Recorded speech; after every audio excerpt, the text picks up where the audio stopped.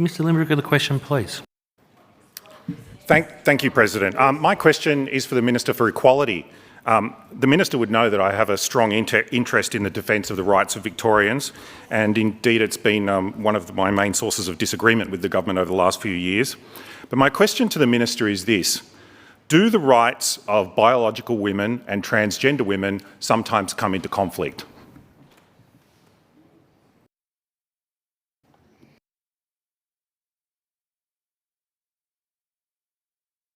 No, I was just concerned, Mr Limbrick, you're asking for an opinion. Like, if you'd like to change the terminology, please. Thank you, President. The Minister gave a Minister's statement on Tuesday on the issue of transgender women's rights. So, okay, let me rephrase the question then. What is the Minister doing to find solutions for potential conflicts between biological women and transgender women? Thank you. Thank you. Minister. Thank you, President. Thank you, Mr Limbrick, for that question. And I do note your position and your very well articulated and well understood position on these matters. I have talked at length about the importance of making sure that vulnerable cohorts of Victorians are given the respect and the support and the visibility that they deserve and which we all should ideally enjoy. There has for a long time been a tension, not of the creation of the trans and gender diverse communities, but of others, to seek to create a divide between people who are from our LGBTIQ+ communities and people who are not.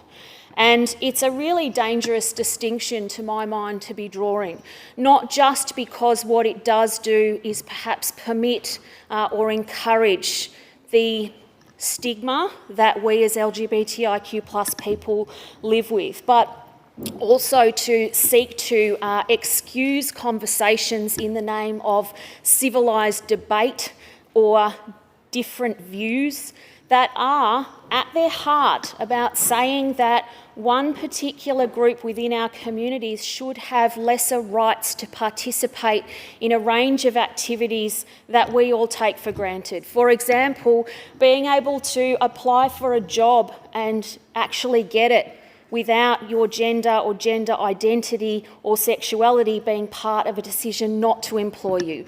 Being able to retain your job, being able to participate in sport, being able to access healthcare, being able to access documentation that reflects your identity and is therefore necessary for international travel and for the dignity of participating in the decision-making on everything from filling out forms to the way that you open your wallet and see yourself reflected in the various cards that you carry with you.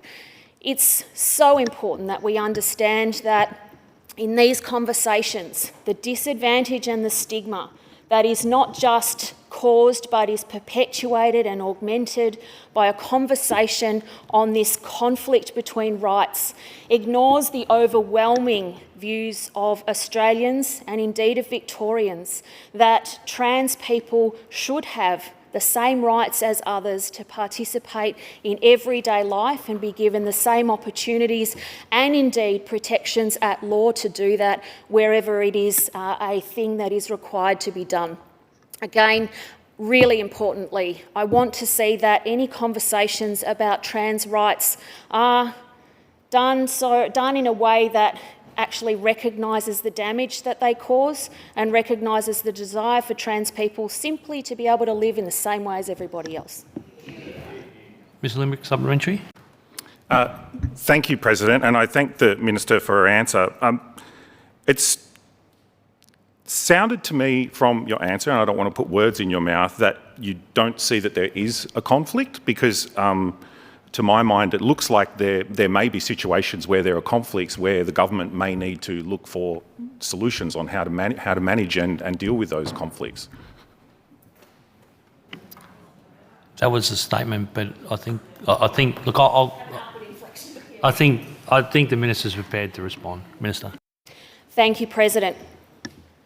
The nature of conflict in this particular issue to my mind, and indeed as articulated by this government and by a range of other people, not just in Victoria but around Australia and the world, is that this conflict arises because there are people and organisations and groups, none of which I will name here, who think that trans rights should be able to be compromised because others feel uncomfortable.